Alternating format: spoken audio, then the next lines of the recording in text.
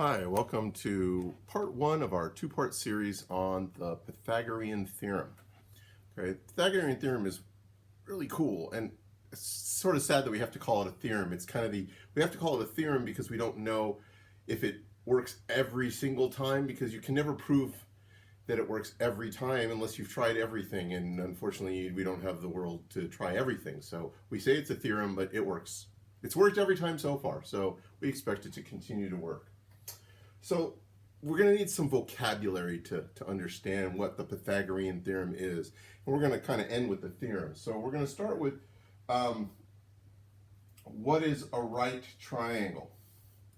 Okay, because that's where the Pythagorean theorem lives. It only exists in a right triangle. So what is a right triangle? Well, a right triangle is a triangle with one right angle. That seems pretty clear. And right angles are 90 degrees, and they are indicated by a little box. Now obviously it can't be more than one, because triangles only have 180 degrees, and if you had two 90s then you couldn't have a third angle. So one of the angles is a right angle. So that's what makes this a right. This is a right triangle.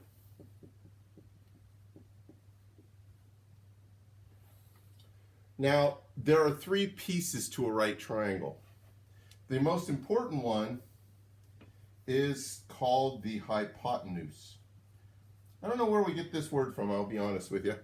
Not like it matters. We steal words from every language we can. We go, what do you call that? And they go, we call it the hypotenuse. And we go, all right, I think it's actually Greek. I think we got it from the Greeks. And the hypotenuse is always this side right here, which we are going to use the letter C. It'll make sense in a minute. But it is always the longest side. So this is our hypotenuse. And it is always the side across from the right angle.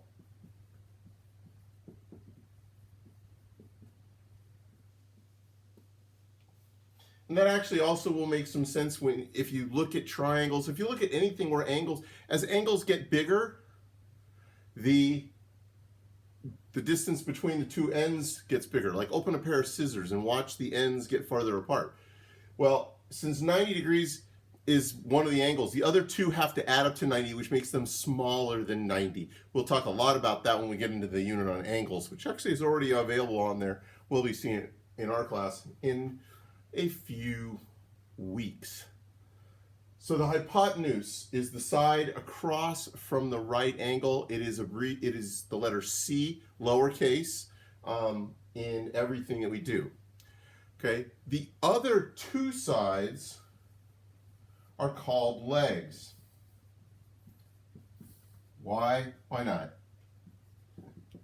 They are the other two sides, and they are A and B, and it honestly doesn't make any difference which one you call A and which one you call B. It really doesn't. So A and B are absolutely interchangeable in the formula, they're interchangeable in the design, they're interchangeable in name and everything. So a right triangle is made up of two legs and a hypotenuse, one 90-degree angle, and then the other two angles can be anything. They could be anything from 89 degrees and 1 degree down to exactly the same at 45 and 45.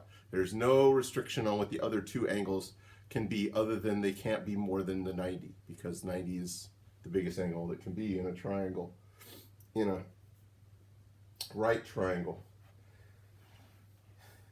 This leads us to, and I think I know that this can be seen, so we're going to stick with it. But I really want to put it at the top. So I'm going to stop here for just a second, then I'm going to erase all this and I'll put it at the top, because we want to talk about the actual Pythagorean theorem itself, what it is, and then we'll talk about how to use it, we'll do some examples, and then we'll wrap this one up and we'll do a part 2 of this, because this is a pretty complicated thing, but it's so awesome when you see it working and when you apply it and you realize that they came up with this thousands of years ago. Okay, to allow them to determine if something's a right angle for one. Okay? So let's take a look at the actual Pythagorean theorem. Maybe I should have left the triangle up there, but here we go. The Pythagorean Theorem. Now, why is it called Pythagorean? Because the dude who invented this was a guy named Pythagoras back in ancient Greece in the BCs, way back when. Math, you know, like I said, sometimes I'll say this, math hasn't changed in thousands of years. But the Pythagorean theorem, here we go. A squared plus b squared equals c squared. And I'm going to redraw that triangle so we can see it again. So there's my right angle, here's my A, here's my B, and here's my C. The length of this side times itself, aka squared, plus the length of this side times itself squared, equals the length of this side squared. That's no small thing. Okay, it's actually pretty remarkable when you realize that that's really true for every right triangle. So if you go to any right angle in your house, you look at a corner and you think, is that a right angle? I bet it is. If you just found one corner and did a line from anywhere on one wall to the other side of to the other wall, and then measured that distance, that would be your hypotenuse. If you then measured from where you started to the corner and where you measured to the corner, and then plugged it into this, it'll tell you it's a right angle or not. They are. I'm sure they are. We have mechanical devices and measuring tools that do this. They used to do it with ropes and knots and all kinds of weird things. But it all comes to this. And this is one of my favorite things. This is a truth. In mathematics, mathematics is oftentimes brought about to describe the universe. Hey, you know, the universe has some very specific things about it. And this is one of them. Every time you want a 90-degree angle, you want that perfect corner, the length of one side squared plus the length of the other side squared is going to equal the length of the longest side squared every single time. Okay? That was him discovering, hey, you know, this works every time. And when it works every time, it must be a truth of the universe. Even though I can't call it a truth of the universe because there's that, what if there's one that doesn't work? It's like, well, we've never found it, but we can't say that there couldn't be one even though we've never found it, and therefore that's why we call it a theorem. So let's see it play out. Now, the way we're going to do it is we're going to have to know two of the three values in the triangle. Okay? Doesn't matter which two we know. It does matter in how we approach it, depending on which two we know. So oftentimes we'll get a triangle, and I'm going to make this real easy on myself. We're going to know that A is 3 inches, and we're going to know that B is 4 inches, and we want to know how long is C.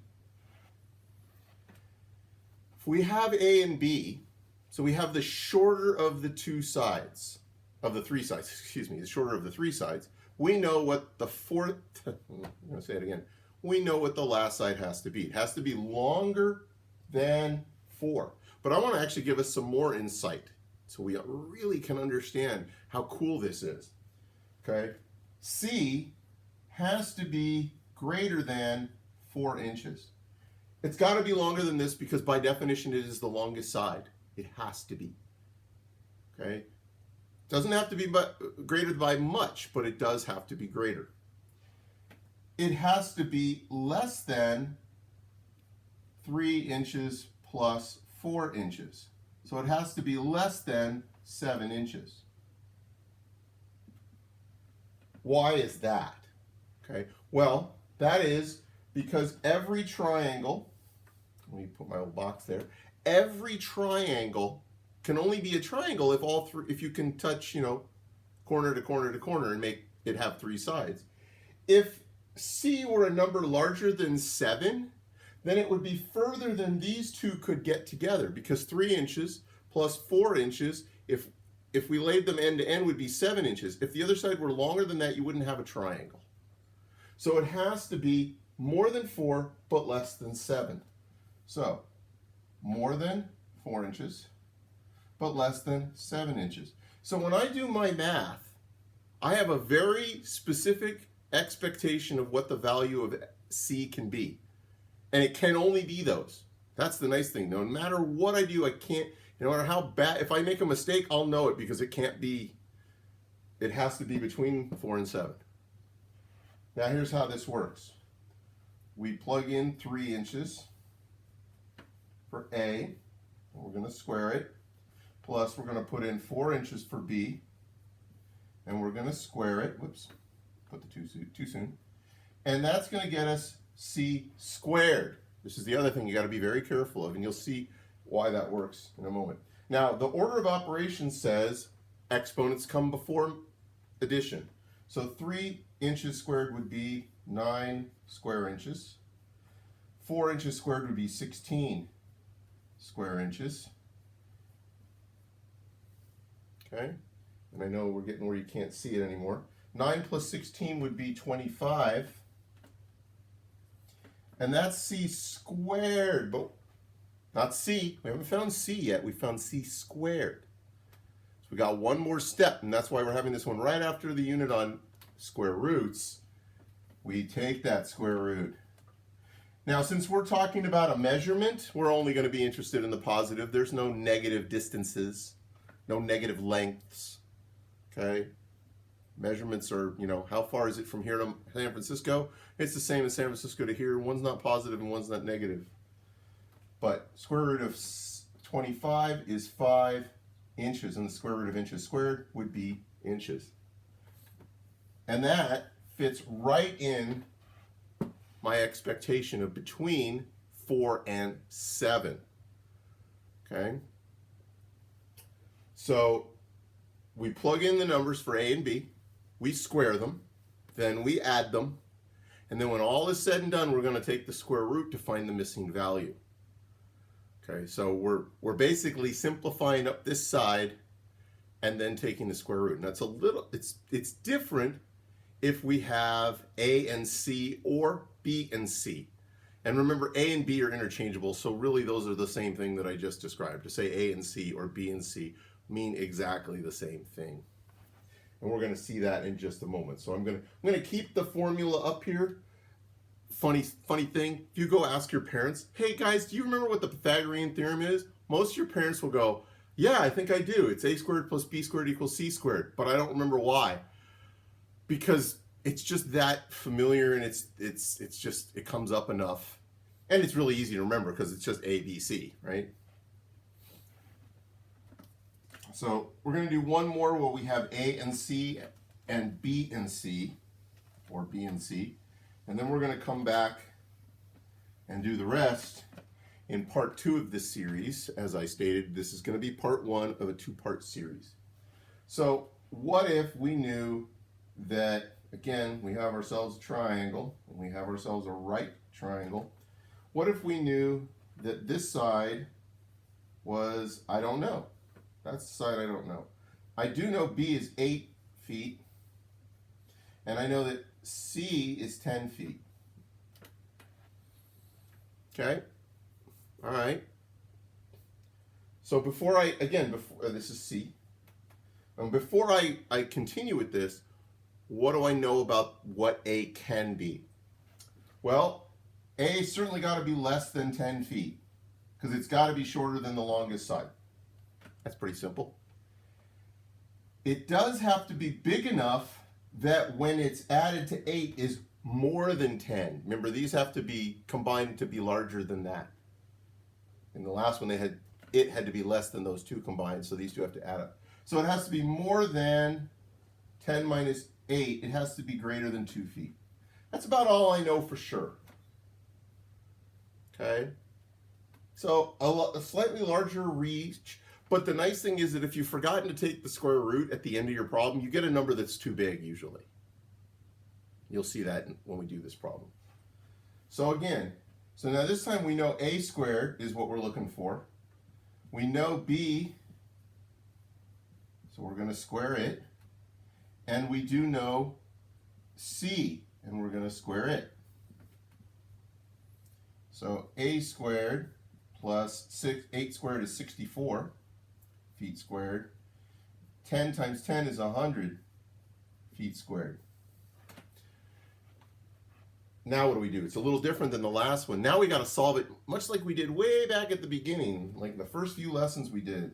We're going to subtract the 64 feet squared from both sides. So that's going to get me that a squared equals 36 feet squared. And I'm going to take the square root of 36 is 6. And that fits with my expectation. It's 6 plus 8 is certainly more than 10, but it itself is less than 10. And if I'd forgotten to take the square root, 36 would show up as a clear mistake because C is 10, B can't be more than 10, so it can't be 36. Now, I have one more thing I want to say for this video, and then I'm going to stop it and we'll go on and we'll do a part 2 so you can watch them sequentially and then you'll have the whole thing, or you can take it one piece at a time, try a few things, and then go back and watch the second half. And the only thing I'm going to say about it is, I'm not going to do a whole new problem, is that what if, so I'm going to give that a second to sit, and then I'm going to erase it and keep that formula up there the whole way. Okay, what if your answer was something like this, where you got a squared equals, let's just make it easy, 10. I won't even give it units. What do we do then? Well, when I take the square root, I get the square root of 10. Now, if I type that into a calculator, it's going to give me 3.1365, so I don't even know what it is, 3 point something. So what do I do? Leave it alone. That's a perfectly good answer. A is the square root of 10. And to be truthful, that's going to happen more often than anything, because think about it. How often is it going to be a whole number? How many numbers are there? We did it with the perfect squares. How many perfect squares are there? Between, if you got 25 and 36, 25 is a perfect square, 36 is a perfect square. You got a whole lot of numbers in between that it could be that aren't perfect squares. And you're just going to have to be okay with my answer is the square root of 10. Okay? Now this is part 1. We're going to let that simmer, let that set. We're definitely going to be coming right back to the Pythagorean Theorem in our part 2 video, which you can watch right after this one, or you can watch it at a later date when you really want to get it all together. All right? So I'll see you in class or in office.